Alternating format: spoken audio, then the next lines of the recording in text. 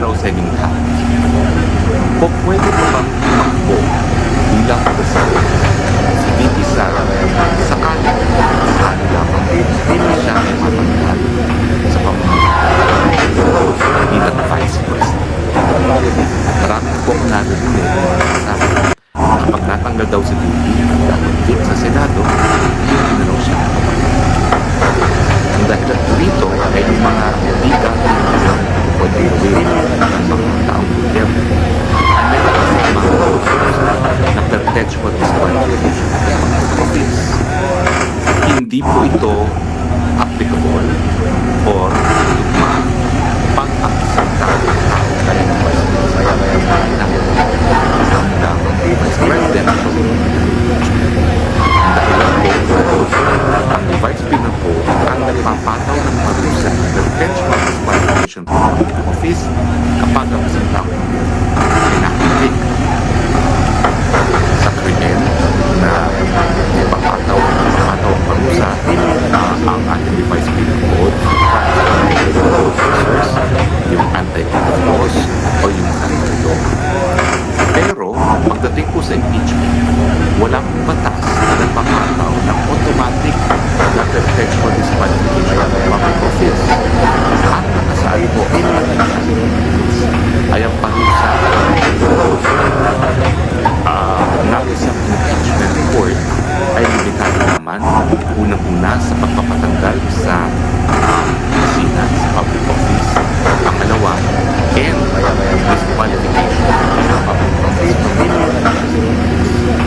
Ibig sabihin, hindi po automatic na kapag ang isang impeachable officer gaya ni Vice President ay mapatunayan ng kasala,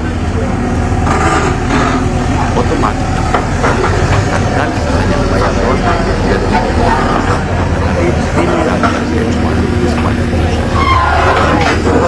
Kailan magkakaroon ng perpetual disqualification of office?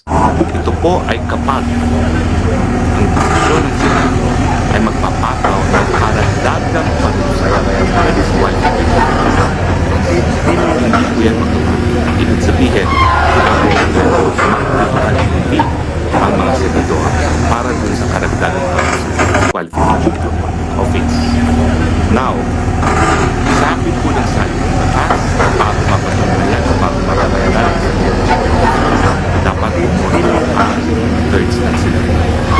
Ang thirds po ng Senado, dahil 24 sila, ay 16.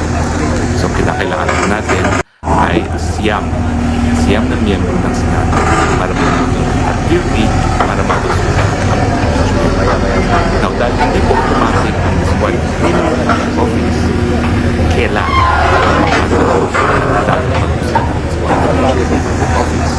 dapat po bumoto ang Senado na magpataw ng karagdagang parusa.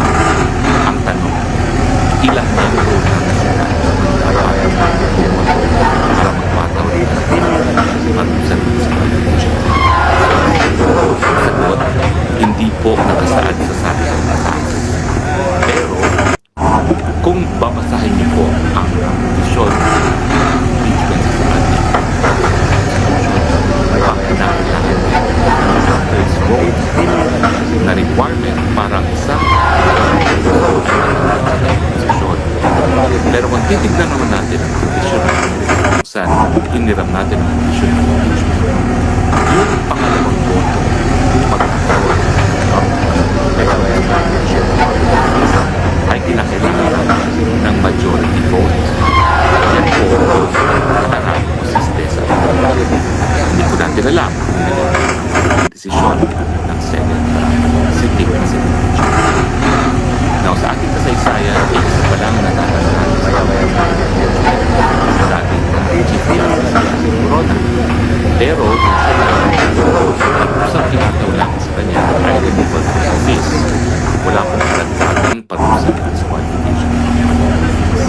Lahat po ng mga impeachment na naihain, hindi po natapos dahil ng impeachment na hindi po natapos dahil sabi ng siya ay nagkaroon ng constructive resignation. Yung kay Ombudswoman Gutierrez, siyempre executive ang magsimula po sa Senado. Yan na rin po nangyari kay Anas Bautista na dating chair ngayon.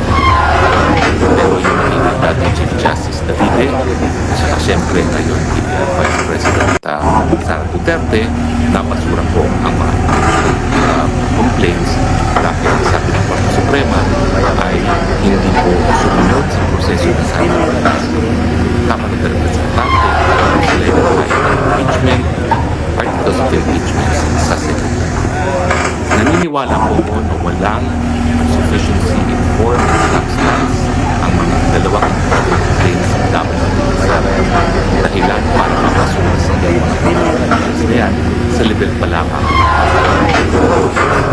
Pero dahil ang impeachment po ay isang legal and political exercise, naniniwala naman po ako na dahil si Marcos ay nais manatili sa posisyon forever and ever, gagawin ang mga buwa para mapadala sa Senado. Sara, naniniwala po ako na kung walang sufficiency form and substance sa Kamara ng Representante, lalong walang sapat na ebidensya para makapadala sa Duterte.